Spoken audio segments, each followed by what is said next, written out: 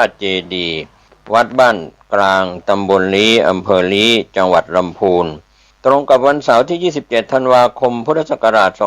2568 เวลา 9:09 น.ตามที่วัดบ้านกลางอำเภอลี้จังหวัดลำพูนได้ทำการก่อสร้างวิหารและได้รับความเมตตาจากพลตำรวจโทพานุมาตรบุญยรักษ์ผู้บัญชาการสำนักงานตรวจคนเข้าเมืองตม.และคุณภัสกรบุญยรักษ์อธิบดีกรมป้องกันและบรรเทาสาธารณภัยปภ.ตำแหน่งในขณะนั้นได้เป็นเจ้าภาพสร้างพระพุทธรูปแบบสิงห์หนึ่งปางขัดสมาธิเพชรหน้าตัก80นิ้วแกะด้วยหินหยกอินเดียโดยได้นามว่าพระพุทธบุญยรักษ์ประสิทธิพรเพื่อประดิษฐานเป็นพระประธานในวิหารหลังดังกล่าวและได้ประกอบพิธีสมโภชเบิกพระเนตรพร้อมกับทำพิธียกฉัตรวิหารเรียบร้อยแล้วเมื่อวันที่15 สิงหาคมพุทธศักราช 2568 ที่ผ่านมาบัดนี้การก่อสร้างวิหารได้สำเร็จเรียบร้อยแล้วโดยใช้เวลาก่อสร้าง9 เดือน 22 วันสิ้นทุนทรัพย์ทั้งหมด3,900,000 กว่าบาทบัดนี้ถึงกำหนดการยกช่อฟ้าเอกอันถือว่าเป็นการสร้างเสร็จสมบูรณ์ตามประเพณีนิยมและในวาระเดียวกันทางวัดได้ดำเนินการก่อสร้างพระธาตุเจดีย์คู่กับวิหารพระธาตุธนิบุญชัยมีขนาดฐานกว้าง 5.33 เมตรสูงจากพื้นถึงปลายยอดฉัตร 9.79 เมตรโดยได้นามพระธาตุว่าพระธาตุเจดีย์บุญยรักษ์มิ่งมงคลจะใช้ทุนทรัพย์ในการก่อสร้างไม่เกิน3 ล้านบาทโดยกำหนดพิธีวางศิลาฤกษ์พร้อมกับพิธียกช่อฟ้าวิหารในวันเสาร์ที่ 27 ธันวาคม พุทธศักราช 2568 เวลา 9:09 น.โดยมีพลตำรวจโทพานุมาตรบุญยรักษ์และคุณภัสกรบุญยรักษ์เป็นประธานหลังจากพิธีวางศิลาฤกษ์ก็จะเริ่มก่อสร้างให้แล้วเสร็จภายใน3 เดือนคือเดือนมีนาคมพุทธศักราช 2569 จึงขอเจริญพรบอกบุญเรียนเชิญพุทธศาสนิกชนผู้ใจบุญทั้งหลายร่วมทำบุญและร่วมในพิธียกช่อฟ้าวิหารวางศิลาฤกษ์พระธาตุเจดีย์ในครั้งนี้โดยพร้อมเพรียงกันก็มีกำหนดการที่ทางทีมข่าวได้รับเข้ามาคือวันเสาร์ที่ 27 กันขอไปวันเสาร์ที่ 27 ธันวาคม 2568 8:30 นาทีทำพิธีบวงสรวง 9 นาฬิกาประธานจุดธูปเทียนบูชาพระรัตนตรัยไหว้พระสมาทานศีลพระสงฆ์เจริญพระพุทธมนต์ประธานในพิธีทำพิธียกช่อฟ้าวิหารทำพิธีวางศิลาฤกษ์พระธาตุเจดีย์พระสงฆ์เจริญชัยมงคลคาถาลั่นคล้องชัยจุดพลุดนตรีบรรเลงมหาฤกษ์มหาชัยถวายทายทานแด่พระสงฆ์จำนวน39 รูปถวายผ้าป่าเพื่อเป็นทุนในการก่อสร้างประธานสงฆ์กล่าวอนุโมทนากถาประธานฝ่ายคฤหัสถ์กล่าวและแสดงความยินดีพระสงฆ์11 นาฬิกาถวายภัตตาหารเพลแด่พระสงฆ์สามเณรและเรียนเชิญแขกผู้มีเกียรติมาร่วมรับประทานอาหารกลางวันปัจจุบันก็มีท่านพระครูอินทวุฒิคุณเจ้าวาดวัดบ้านกลางเจ้าคณะอำเภอลี้จังหวัดลำพูนเป็นประธานสงฆ์ในการยกช่อฟ้าวิหารและพิธีวางศิลาฤกษ์พระธาตุเจดีย์เสาร์ที่ 27 ธันวาคม 2568 ช่วงเช้า 9:09 นาทีเป็นต้นไปเชิญท่านร่วมงานร่วมสร้างบุญร่วมพิธีบุญอันยิ่งใหญ่นี้โดยพร้อมเพรียงกันบุฟังทั้งหลายอันเป็นที่รักที่นับถือทุกท่านวันนี้รายการปกิณกะแห่งธรรมะก็มาพบปะญาติโยม อีกเช่นเคยก็เป็นประจำทุกวันในเวลาเดียวกันนี้และก็ทางสถานีวิทยุแห่งนี้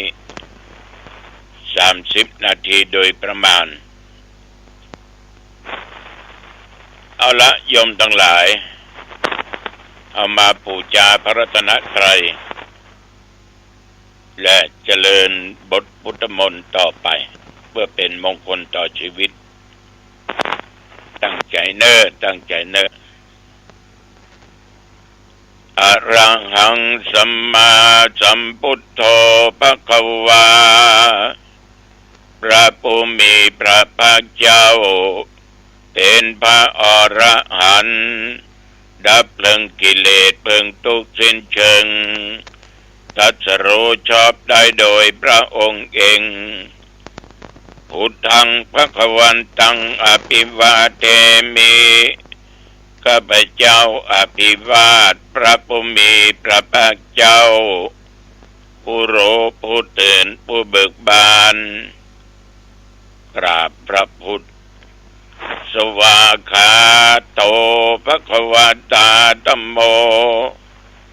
พระธรรมเป็นธรรมที่พระผู้มีพระภาคเจ้าตรัสไว้ดีแล้วธัมมังนัมมัสสามิข้าพเจ้านมัสการพระธรรมกราบพระธรรมสุปฏิปันโนภควโตสาวกสังโฆพระสงฆ์สาวกของพระผู้มีพระภาคเจ้าปฏิบัติดีแล้วสังฆังนัมมามิข้าพเจ้านอบน้อมพระสงฆ์กราบพระสงฆ์นะโมตัสสะภะคะวะโตอะระหะโตสัมมาสัมพุทธัสสะนะโมตัสสะภะคะวะโตอะระหะโตสัมมาสัมพุทธัสสะนะโมตัสสะภะคะวะโตอะระหะโตสัมมาสัมพุทธัสสะพุทธังสรณังคัจฉามิธัมมังสรณังคัจฉามิสังฆังสรณังคัจฉามิตุติยัมปิพุทธังสรณังคัจฉามิตุติยัมปิธัมมังสรณังคัจฉามิตุติยัมปิสังฆังสรณังคัจฉามิตติยัมปิพุทธังสรณังคัจฉามิตติยัมปิธัมมังสรณังคัจฉามิตติยัมปิสังฆังสรณังคัจฉามิอิติปิโสภะคะวะอะระหังสัมมาสัมพุทโธวิชาจารณะสัมปันโนสุขโตโลกวิโทอนุตตโรปุริสัทธัมมัสสารถิสัทธาเทวมนุษย์สันนังพุทโธภควาติยันตุนิมิตตังอวะมังคลัญจาโยจามะนาโพสกุนัสสะสัทโธอปัคคะโอโตโสปินังอากันตังพุทธานุภาเวนะวินาเมนตุสวากขาโตภควตาธัมโมสันติติโกอะกาลิโกเอหิปัสสิโกโอปัญญิโกปัจจตังเวทิตาโพวินโยหิติยันตุนิมิตตังอวะมังคลัญจาโยจามนาโพสกุนัสสะสัทโธปะปักขะโอตุสุปินังอากันตังธ ธัมมานุภาเวนะวินาสเมนโตสุปฏิปันโนภะคะวะโตสาวกสังโฆอุชุปฏิปันโนภะคะวะโตสาวกสังโฆญาญะปฏิปันโนภะคะวะโตสาวกสังโฆสามิจิปฏิปันโนภะคะวะโตสาวกสังโฆยะติตังจัตตาริปุริสยุคเนอัตถปุริสปุคลาเอสะภะคะวะโตสาวกสังโฆอาหุนายโยปะหุนายโยทักขินายโยอัญชลีกรณีโยอนุตตลังปุญญเกตังโลกัสสาติยันตุนิมิตังอวะมังคลัญจาโยจัมมนาโปสกุนัสสะสัทโธปะปะกะโอตุสุบินังอกันตังสังฆานุภาเวนะวินาสเมนโต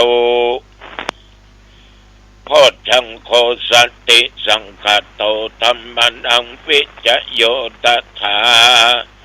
วิริยัมปิติปัสสติโพชังคาจัตถาปะเรสัมมาทุเปกะโพชังคาสัตติติสัพพทักษินามุนินาสัมมัตถคตาภาวิตาภาอุลิกตาสังวัตตันติอภิญญายานิพพานายะยะโพธิยาเอเตนะสัจจวัชเชนะโสทิเตโอตุสัพพทาเอกัสสมิงสัมปะเยนะโทโมกขัลลานัญจกัสสปังคิลาเนตุกิเตติสวาโพชังเทสัญเยเตจะตังอภินันติตวาโรคามุจเจงสุตังคะเนเอเตนะสัจจวัชเชนะโสติเตโอตุสัพพทา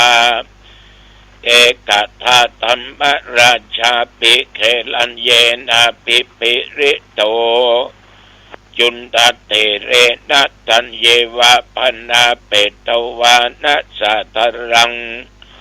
สัมโมติตวาจะอาปาตาตัมมาบุทธาสิธานะโสเอเตนะสัจจวัชเชนะโสทิเตโอตุสัพพทา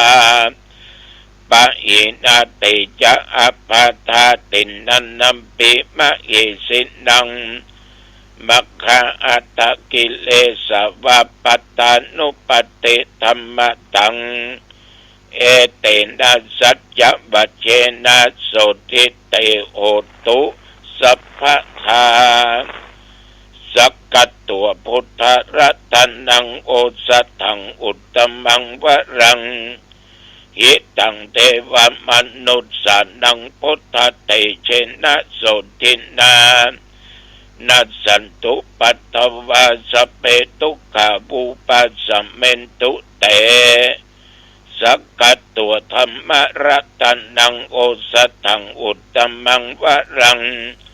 ปัลลิลาอุปัสสมันังธัมมเตเชนะโสตินานัสสันตุปัตตวาสเปพยาวุปัสสเมนตุเต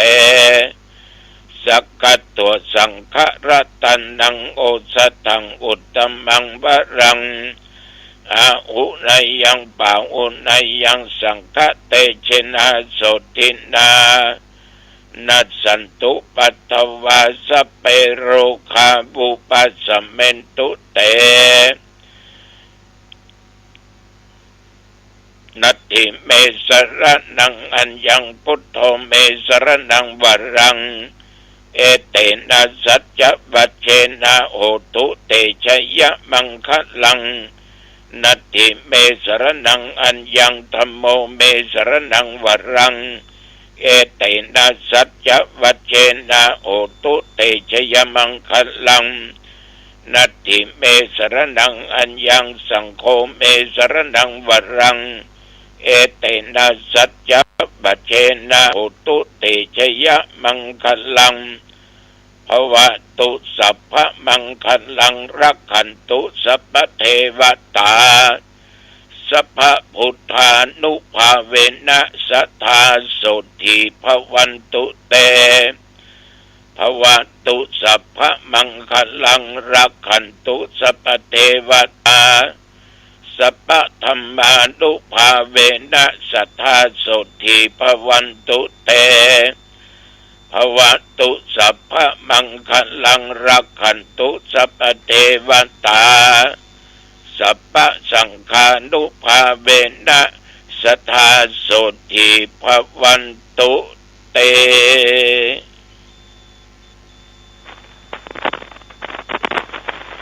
โดยเดชานุภาพคุณแห่งพระพุทธเจ้าทุกพระองค์เดชานุภาพคุณแห่งพระธรรมเจ้าเดชานุภาพคุณแห่งพระสังฆเจ้าบทสวดมนต์อันศักดิ์สิทธิ์โดยจิตอันตั้งมั่นข้าพเจ้าขอตั้งจิตอธิษฐานตนข้าพเจ้าและญาติโยมเท่าแก่หนุ่มกำใจยิงท่านผู้ฟังทุกสารทิศแม่นว่าระยะนี้ตะรงโลกาเปียธิอย่างนักโรคร้ายก็ดีในร่างกายหมอยุกหมอยาก็บ่หายกินยาทานยายังก็บ่หายขอบุญบารมีเดชานุภาพคุณแห่งพระพุทธพระธรรมพระสงฆ์บทสาธยายมนต์อันศักดิ์สิทธิ์เหล่านี้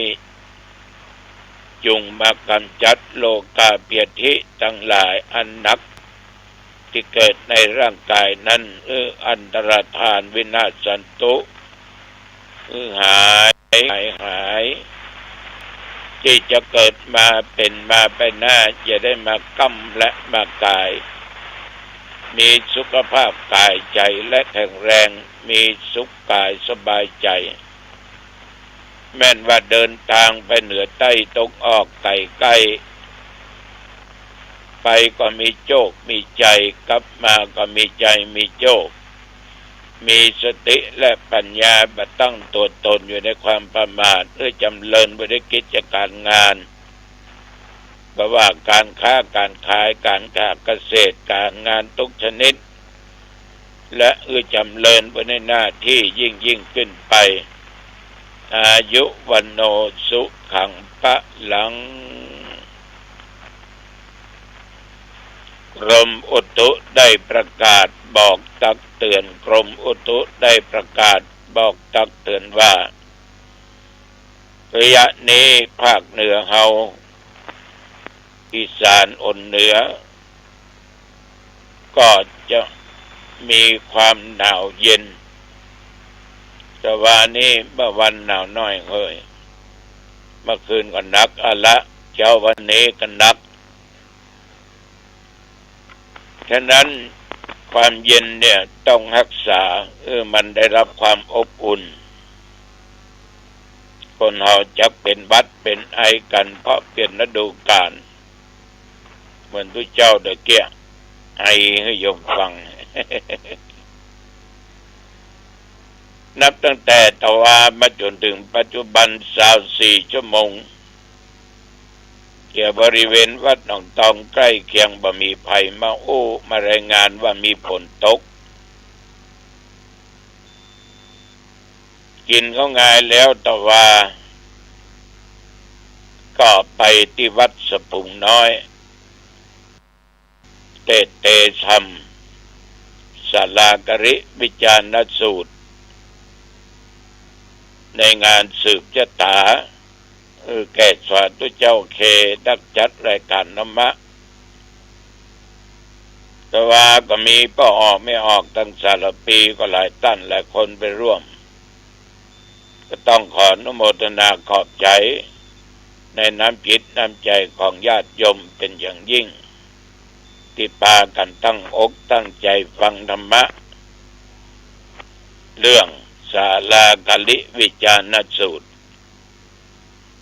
กลับมาฉันเพลที่วัดกินข้าวตอนแล้วก็ตึมไปไหนก็มีวัด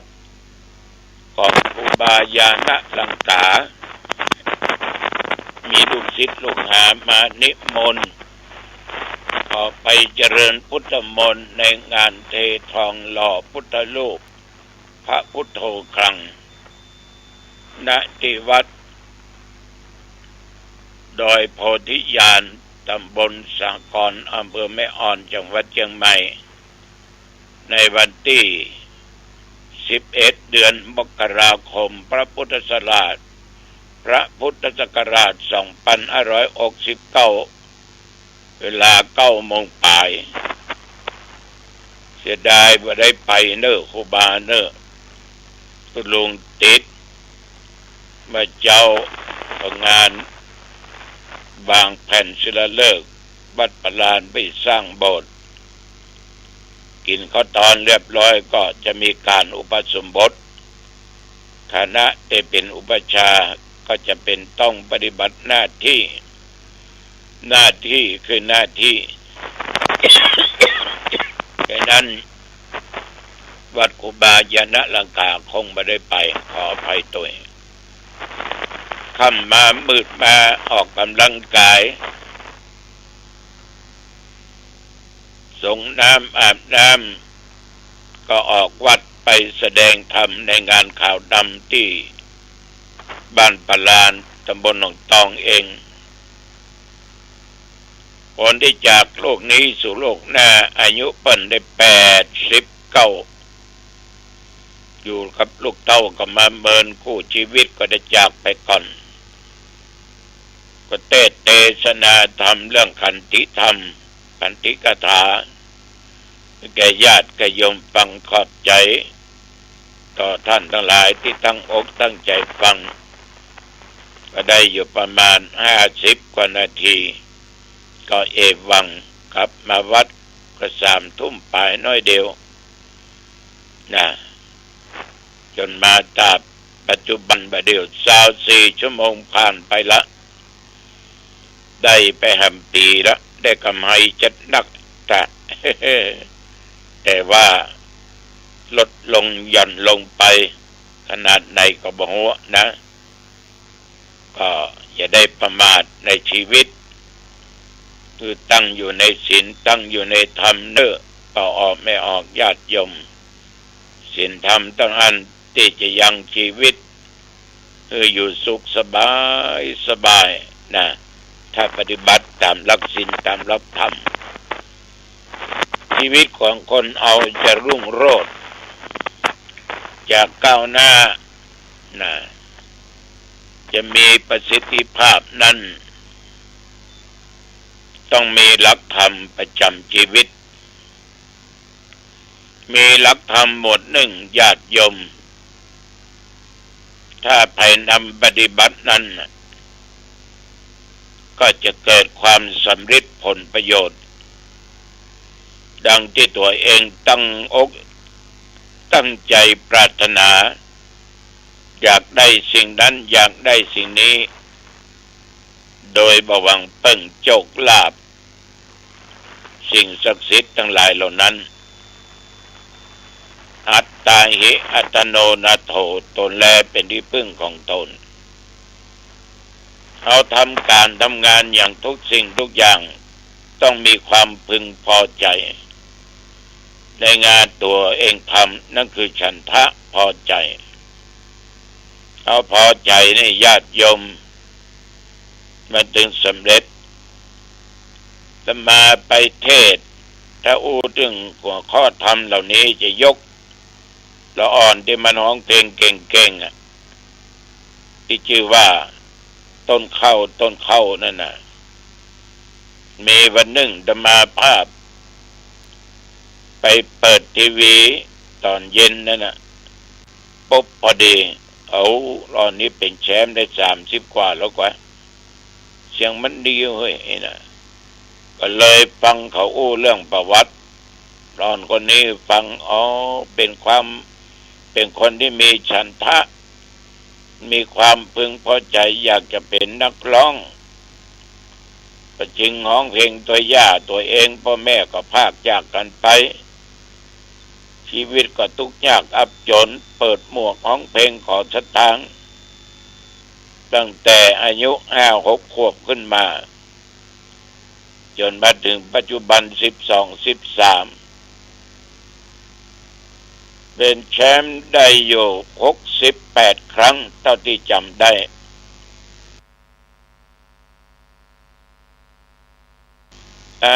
ละอ่อนคนนี้เก่งมีฉันทะพอใจอยากหรือปรารถนาอยากจะเป็นนักร้องที่มีชื่อมีเสียงอาศัยพรแสวงตัวนะมันเสาะมันหามันพิจารณาตึกตองดูเพลงที่มาฮ้องมีสติสัมปชัญญะมีริยะอุตสาหะบากบั่นภาคเพียรแต่มีข้อหนึ่งคือกตัญญูกตเวทิตาตั้งจิตตั้งใจอยาก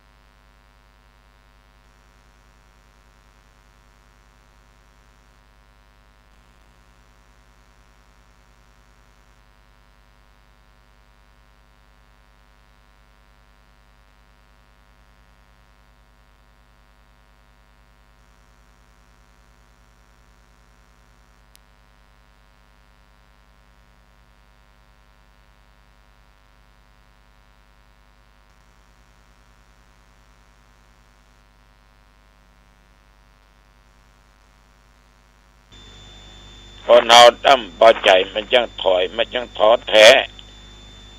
กาไปแขกหายไปคนกินหายไปใจท้อแท้ไม่อยากจะทำกินแดงต้องกินเองได้มากาเกิดความนี้ขึ้นต้องให้กำลังใจตัวเองนักบางคนยำตันทำเด้อโอ้ขี้ขานปุดตื่นยำตันยะบ่ปุดตื่นไว้ท่ามันก็ปุดตื่นตลอดเป็นไปตามกำปากเพราะมันเป็นคนขี้ขานเป็นคนมีทิฏฐิมีมันนะบ่ฟังคำไผ ไปบ่รอดเบาจากการเปลี่ยนแปลงไปบ่รอดน่ากับเดิมมีเบียก๋วยเตี๋ยวทรงเครื่องเนาะราคาถ้วย50 บาท55 60 80ยังมีแต่ก่อนบาทเดียวนะก๋วยเตี๋ยวถ้วยกาไก่บ่เละบ่เล่นลูกชิ้นมีไป7-8 แก่นบนพื้นดะค่ำแปรเดี๋ยวนี้ก็พัฒนาการไป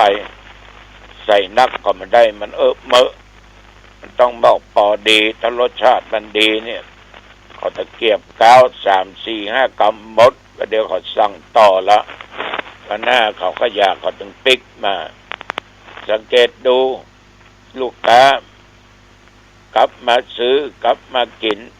บ่อยครั้งนะแสดงว่าฝีมือเข้าท่าละนะเข้าท่าฉะนั้นจะต้องมีฉันทะมีวิริยะมีธรรมะ2 ข้ออยู่ในจิตในใจทุกสิ่งทุกอย่างจะสำเร็จผลวันนี้อู้จะไปมาเวลาพอดีแว่ต่อวันพูกอายุวันโนสุขังพลังพบกันใหม่